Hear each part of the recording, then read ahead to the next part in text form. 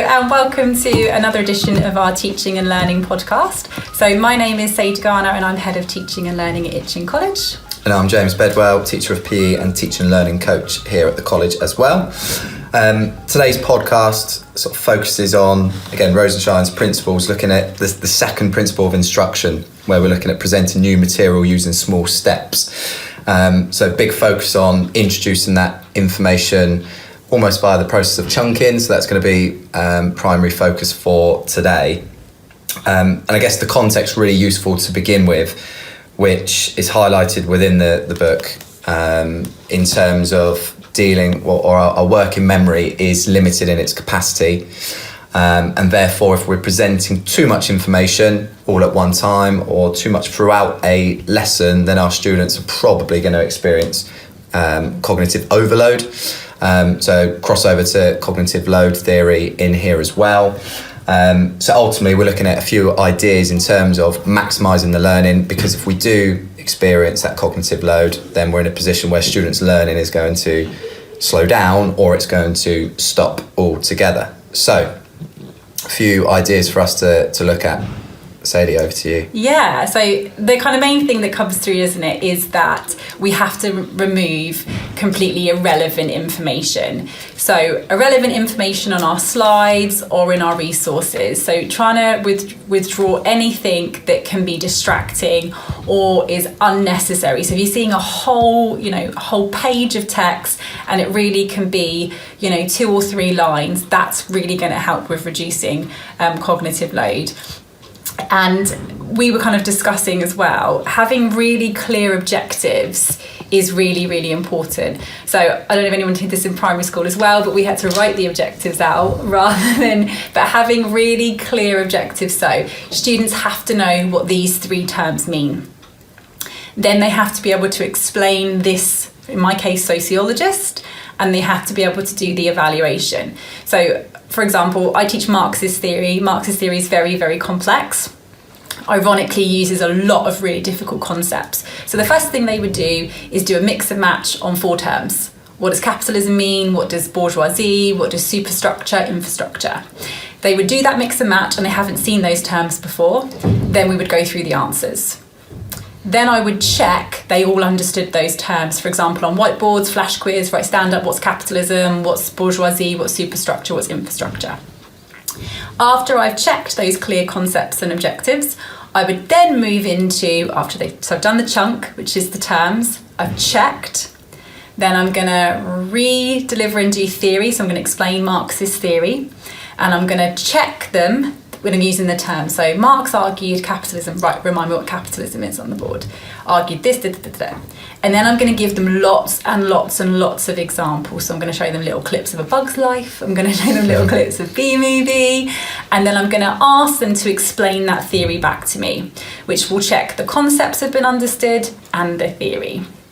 And then when we're writing it in our grids, they explain to me those concepts on the board. So it's always clear objectives, but really reducing the theories down as much as possible and almost into stages of learning, I find really helpful.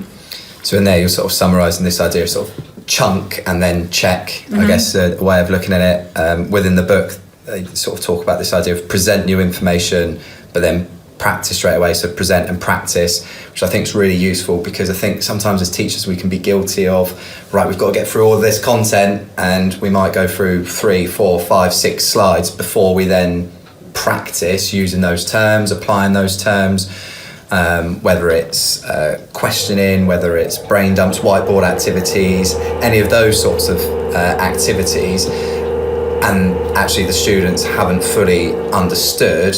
That's why it's so important that we get the present and practice, because we can pick up on the misconceptions, and the extra practice, if they've got that throughout the lesson, is going to help them to put that information hopefully into the long-term memory. Definitely. I think we discussed it quite a bit in the kind of faculty forums of Rosenshines, but questioning during when you're presenting something. So this is material deprivation, tell me what it is. Jake, tell me what it is, right? And so we're questioning as we're delivering, so we're checking for misconceptions. It also keeps students on their toes when they're constantly questioned. But it means, and there's a really good example this whole idea of Tetris. So I don't know, you love like a good simple game of Tetris, but when it's really slow, you can see where the pieces are supposed to go. So you think, yeah, that piece goes there to the left, that piece goes to the right, that fits in there. When there's far too much information coming at you at once, or far too many bricks, you can't process clearly where it's supposed to go. And I can imagine as teachers listening to this, you're like, well, this is mad, I've got so much to get through the content, I've got so much information to get through. So obviously completely understand that there's always a management, isn't there, of getting through the content, but you know, we have to make sure that they can process the information and that we're checking for gaps, otherwise they will just learn errors. Or like, I was always taught, I don't know about you, James, but I was always taught that you can only take in information for about 40 minutes is how your brain is a sponge that can suck up information for 40 minutes. Anything past that, then we can't learn. So I'd always think, right, 10 minutes of delivery, stop and check. 10, 15 minutes of delivery, stop and check everything.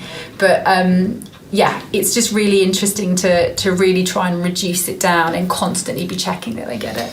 We were sort of discussing before we started about looking at our old presentations and PowerPoints to teachers when we first started, where it would be, and I know I was guilty of this, you know, here's all the content, and then at the end of, you know, the last slide was, you know, an exam question testing them or practicing on the content that we've just looked at. Whereas I now look at that and cringe a little bit in terms of it needs to be much more frequently sort of checked or practiced throughout the lesson, so that students are, like we said, managing to store this into the long-term memory.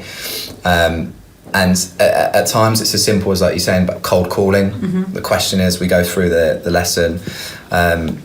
During one of your CPD sessions, you had some really nice Nearpod and Pear Deck templates that you just chucked in there, and activities which could be like a mix and match with those definitions, right? Here's 4 definitions we've looked at, but rather than leaving it to the end of the lesson, well, after we've looked at 2 definitions, okay, well, mix and match these, or can we do like a mini brain dump, what have we learned so far from the first 2 slides. So it's just an opportunity to get lots more practice in. And I guess we've made reference to a few ideas, and we've made reference to some of these before in terms of the choral response could be quite a useful one. Cold calling and questioning, brain dumps, taking this information, okay, how does this apply to or relate to content that we looked at last lesson or last month is a good idea. But just real quick, easy ways to give the students that extra practice opportunity and to pick up on the misconceptions, which are really valuable. The only other thing I sort of wanted to make reference to is the use of worked examples here as well, which are a really good way for students to practice with a bit of scaffolded support. And there's a really good example from a maths context on page 21 of the book as well, but really useful in giving the students an opportunity to practice, and like we've looked at before, then reducing that by the end of the lesson. Actually, let's take away some of the scaffold. Can they do it more independently or with less support as well? But yeah, all good sort of valid ways of checking for that understanding and giving them a practice to see what they've picked up on so far. And I think what's actually on that point is this whole notion, if you're clear about the objective, so you're clear that in the exam, surveys come up before, and for survey they have to have a clear definition and 3 clear points and use of the item. When you deliver survey, you give them the definition, you check Q&A, definition, remind me, and then you teach the other 3 clear points. And as you're delivering them, you're questioning them constantly. And then mid-lesson, you've already done a definition, 2 clear points. So you get them on their whiteboards to go, give me the definition, that was one of our objectives, give me the 2 clear points, right, they're all good. So when they get to the end of the lesson, they can all successfully do the definition, 3 clear points, and then the challenge might be the use of the item. But if you're clear, I think, as a teacher, what the most common way they'll be assessed by, that's really helpful. So like, you know, the mark schemes or your examiner's reports, it always is a real giveaway, right, I need this. So for example, if they're going to do a 5 marker on survey, you already have read the mark scheme, you know what the marks are, and that dictates your teaching. I've always found that going back to front So going, right, go to the spec, go to the previous exam questions and mark schemes. It dictates to me how to deliver that content in a way that can structure it and structure the content. Which is why I know we've talked about not only the area of like sociology, we deliver in colour coordinated grids, and our grids are the most common way exam questions come up. And that doesn't always work, they have to play around with it, but it's structure for us, and it's again cognitive load. They've got one grid, 7 names. That's easier to manage in terms of workload and physically thinking I can approach this than a booklet that's 4 pages or half a book. It's really something key in trying to strip out unnecessary information is so valuable. And that probably then leads to them being quite confident in terms of knowing the content and knowing how they're likely to be assessed. And I guess all those practice opportunities that we're looking at present followed by practice gives them the confidence that they can do that, because they're showing signs at the beginning of the lesson, after this slide, after the next slide, and they put it all together at the end of the lesson, going back to those objectives. Well, tick, tick, I can do this, and this. So they leave actually feeling quite comfortable, whereas like we said when we first started, and it's like all this information, exam question, well actually because they haven't practiced frequently, they leave the lesson going, I only got 2 out of 5 in that question. And that doesn't fill them with confidence to be able to apply that knowledge again in a year's time, maybe in the exam, or to be able to link it to other content next week or in subsequent weeks as well. So I guess the practice is a really good opportunity to make them feel comfortable and confident with the content. And you picking up on errors, you think, hang on a minute, 3 of them have just said on those whiteboards that validity is when it can be repeated. You're like, no, it's not. You're like, hang on a minute, 3 of you, and my rule is if 3 of them have got an error, there's a reteach in there, there's something there. So I'll go, right, just want to clarify, these are the 2 differences between these 2.